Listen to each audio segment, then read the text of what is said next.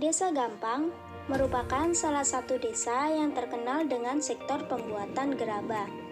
Salah satunya yang telah saya datangi ini, yakni industri gerabah berkah milik Ibu Rohmatun. Industri ini telah berdiri dari 30 tahun yang lalu, didirikan oleh Ibu Rohmatun beserta keluarga. Letak industri ini berada di Desa Gampang Sejati, Kecamatan Laren, Kabupaten Lamongan. Industri ini memiliki kurang lebih 5 karyawan yang masih aktif. Sistem gaji pada industri gerabah berkah ini tidak bulanan, tetapi Bu Rohmatun akan membayar sesuai jumlah gerabah mentah yang diterima.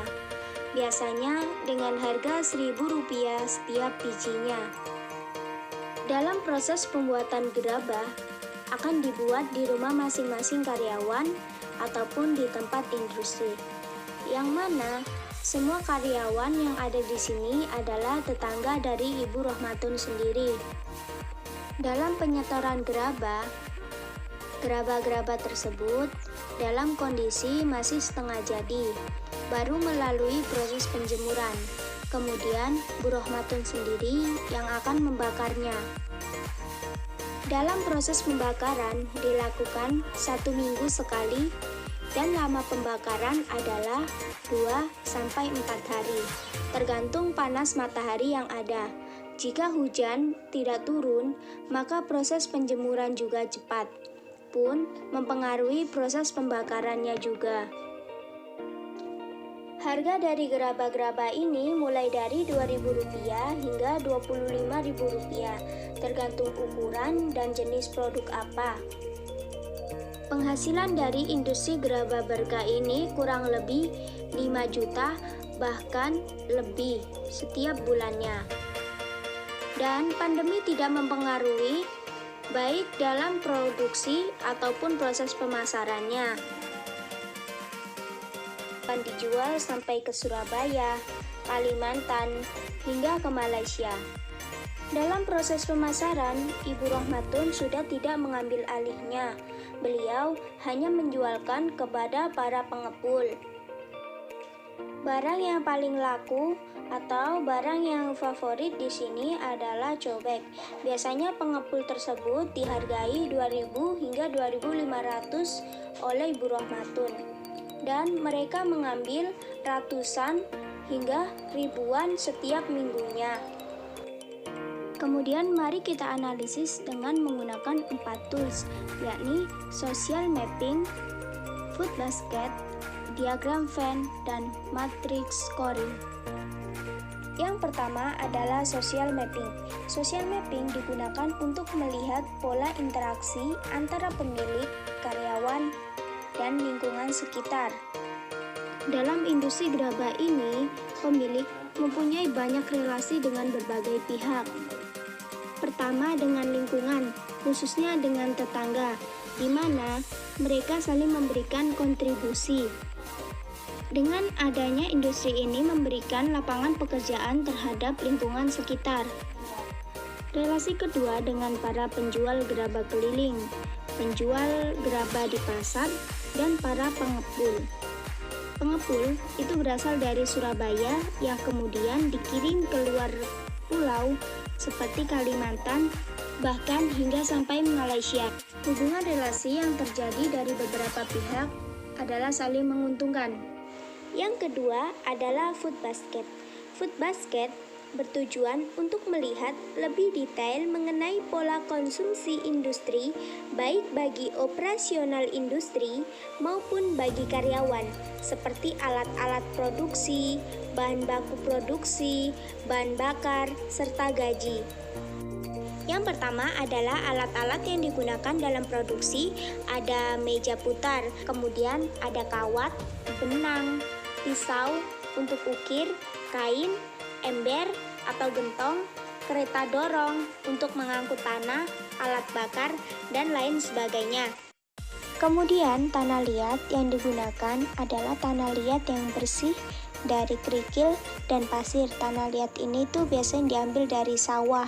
Juga bahan bakar yang digunakan adalah kayu bakar, minyak solar, damen atau jerami, dedek atau sekam padi.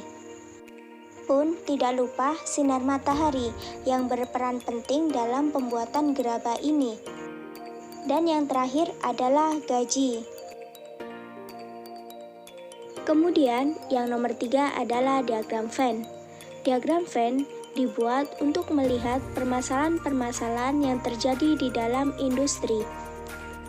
Kemudian setelah dilihat, ada 5 permasalahan terpenting di dalam industri gerabah ini. Yang pertama adalah modal. Yang kedua, karyawan yang banyak berhenti bekerja. Yang ketiga, ketidakseimbangan antara tenaga dan harga terhadap barang yang dijual. Yang keempat, pemasaran. Dan yang terakhir adalah musim hujan yang mempengaruhi penjemuran. Yang terakhir atau yang keempat adalah matrix scoring. Matrix scoring merupakan sebuah metode yang tidak hanya melihat pada skala prioritas, tetapi lebih kepada keputusan yang tepat untuk dijadikan pemecahan permasalahan yang harus diselesaikan. Dari 5 permasalahan yang ada di dalam industri, yakni 1. Modal. 2. Banyak karyawan yang berhenti bekerja. Ketiga, ketidakseimbangan antara tenaga dengan harga jual produk yang murah. 4. Hujan turun yang mempengaruhi penjemuran. Yang kelima, kemampuan dalam pemasaran.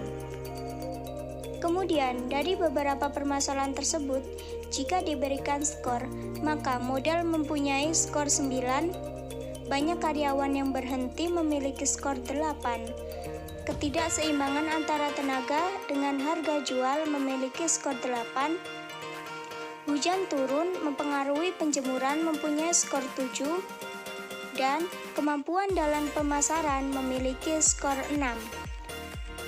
Kemudian, pembahasan selanjutnya mengenai analisis SWOT. Analisis SWOT dijadikan sebagai analisis penjelasan dari yang telah diteliti sebelumnya. Dapat diartikan pula sebagai analisis kekuatan, kelemahan, peluang, dan ancaman yang digunakan untuk mengevaluasi perusahaan dan untuk mengembangkan perencanaan strategis perusahaan. Analisis SWOT merupakan singkatan dari S. Strength, yakni kekuatan, W. Weakness, kelemahan, O. Opportunity, peluang, dan T. Threat adalah ancaman. Dalam menganalisis SWOT dari industri gerabah ini, kita memiliki 5 pertanyaan penting. Yang pertama, apa kekuatan terpenting industri yang dimiliki? Yang kedua, apa ancaman terpenting yang dihadapi? Yang ketiga, apa kelemahan terpenting yang dimiliki dan yang harus diperbaiki? Kemudian, yang keempat, upaya yang dilakukan untuk menjaga agar tetap berdiri. Yang kelima, atau yang terakhir adalah apa tipsnya dari pemilik agar bisa tekun dan selalu bekerja keras? Dan dari beberapa pertanyaan tersebut, kita akan menganalisis SWOT-nya. Kemudian, analisis SWOT yang pertama adalah kekuatan yang ada dari industri, seperti banyaknya relasi kerja, produk baik, dan harga murah, pemasaran luas, stok produk selalu ada, produksi cepat, dan pemilik yang tekun. Yang selanjutnya adalah kelemahan dari industri, yakni pemasaran yang belum bisa mandiri, kekurangan lahan dan alat-alat yang terbatas, asap pembakaran menyebabkan polusi, karyawan yang kurang disiplin dan cenderung tidak terkoordinir. Selanjutnya adalah opportunity atau peluang. Nah, peluang dari industri ini adalah yang pertama, tidak terlalu banyak pesaing, lokasi strategis, dan memberikan peluang pekerjaan bagi lingkungan. Dan yang terakhir adalah ancaman. Ancaman dari industri ini adalah seiring berkembangnya zaman, alat-alat tradisional telah terganti oleh mesin, khususnya alat-alat dapur, yang diganti dengan aluminium dan mesin, sehingga peminat semakin sedikit. Kemudian, sebagai tambahan dan bonus, berikut adalah tips agar kita bisa tekun dan tetap bekerja keras dalam menjalani pekerjaan kita. Video kita sudah selesai. Terima kasih telah menonton video ini. Semoga bermanfaat. Mohon maaf apabila ada salah kata atau perbuatan. Terima kasih. Assalamualaikum warahmatullahi wabarakatuh.